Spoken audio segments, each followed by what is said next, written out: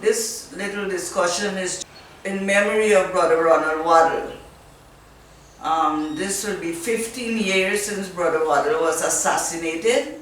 With me is Brother Tacuma Ogunseye. So Brother Tacuma. Okay, it's a pleasure to be here. As you said, this is the 15th anniversary since the assassination of our comrade, Brother Ronald Waddell. I remember that very dark night because Waddell lived in Kitty, Sir Brianville, Kitty, and I lived in Pike Street, Kitty. And I remember the evening hearing the gunshots. Jeez. But I didn't know where, it came from. And about 20 minutes after, I got a telephone call, and Waddell was shot. And I immediately jumped on my cycle and I ran around the corner of the residence, and I saw the big commotion and so. So that memory is, engraved into my mind.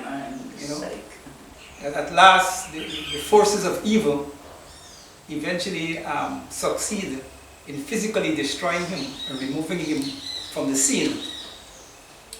But as a people, we have to make sure that our martyrs don't pass the martyrdom just for the sake of martyrdom. We have to give meaning to their lives, and we have, more importantly, to give meaning to the cause that they fought for and died for. And in the case of Brother Waddell, he was fighting for the liberation of the African community, politically, economically, and socially. He was fighting for the empowerment of the African community, politically, economically, and socially. And that struggle is a struggle that began from the very first day our ancestors were brought here as enslaved persons. We have been waging a struggle for hundreds of years to reclaim our right to act in this land as a free people, as a people who built Guyana, whose for over 200 plus years our ancestors worked here.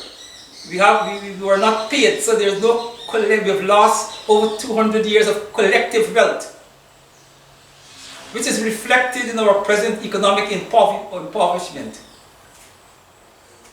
And we have been waging this struggle as a people for centuries. And we are at a point, a very important junction in our history.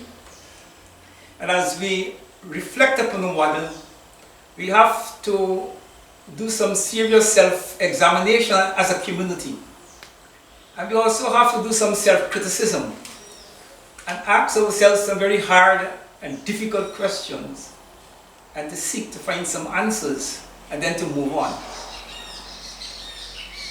Waddell, as I said, he died for our economic, political, and social and cultural liberation. We were able in 2015 as a community to defeat the PPP and to begin to change the political reality in Guyana.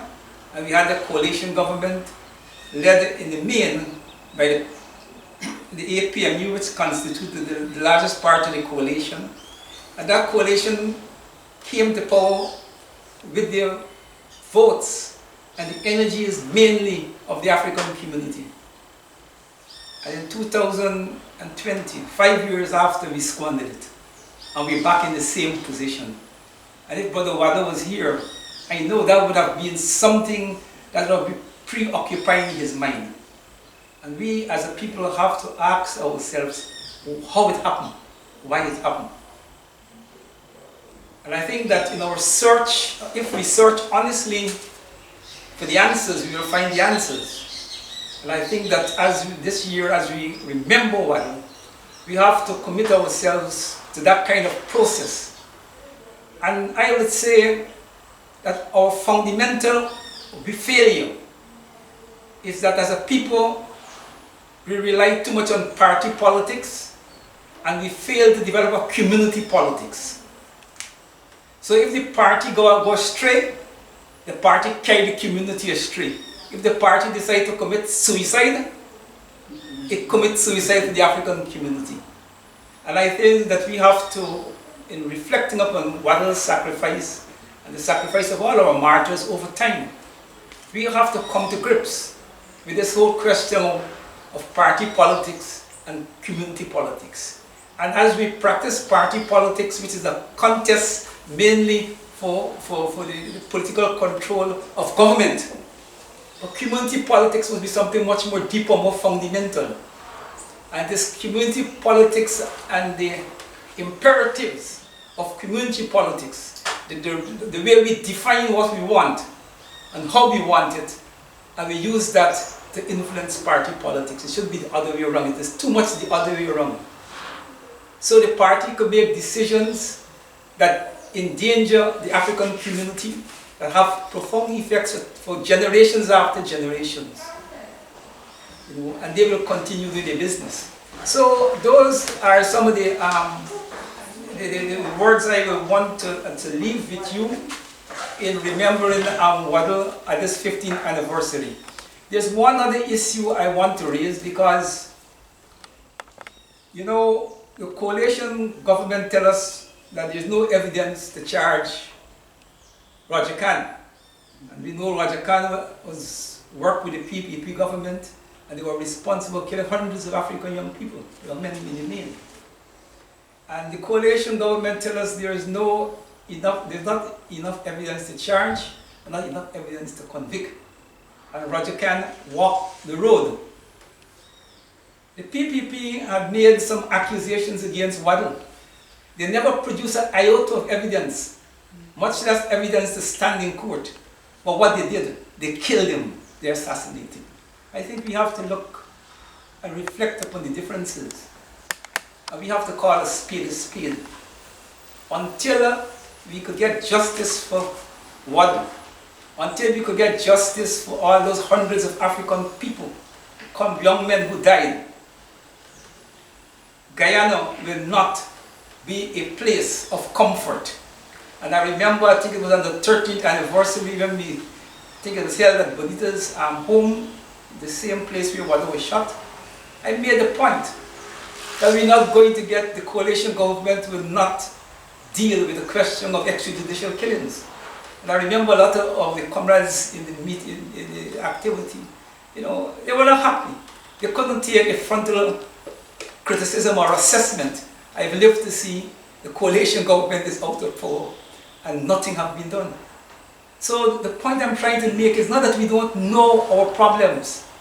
We know our problems, but we don't have the collective will to impose our will on the political, economic, and social process. Of Brother Ronald Waddell, may he continue to be in our hearts and his memory lives on. Well, we are here in the Waddell's library. This library was set up just after his assassination by Agda, and I remember the discussions that led to the setting up the library. Waddell came to national prominence through a program that he had on Channel 9, Taking Care of Business. And I know he had produced a number of programs. And when he died, sometime after his death, his wife, Benita, brought to Agda some of those documents and all of Waddell's, or most of Waddell's books that he had been, you know, compiling on different areas of his interests, basically African history and so. And we decided that we need to find a space in Agda to house those materials so that young people, particularly in this area, is known to have a lot of schools.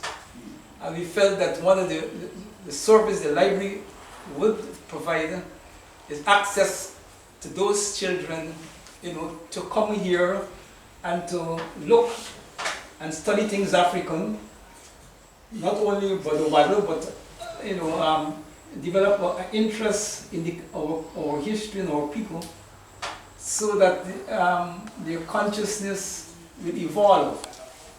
The library have gone through, as everything else, a number of crises, but I'm glad to see today it is being reorganized. Agnes seems to have invested some money and effort into giving it a facelift. You have to struggle to get more and more books in the library. And not books for the sake of books, but relevant books.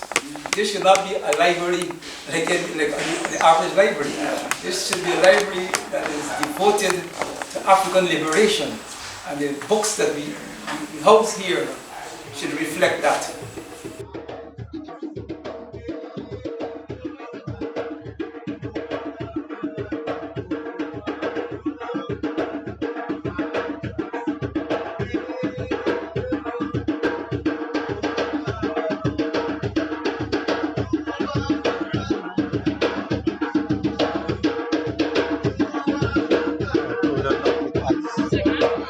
Like a big guys.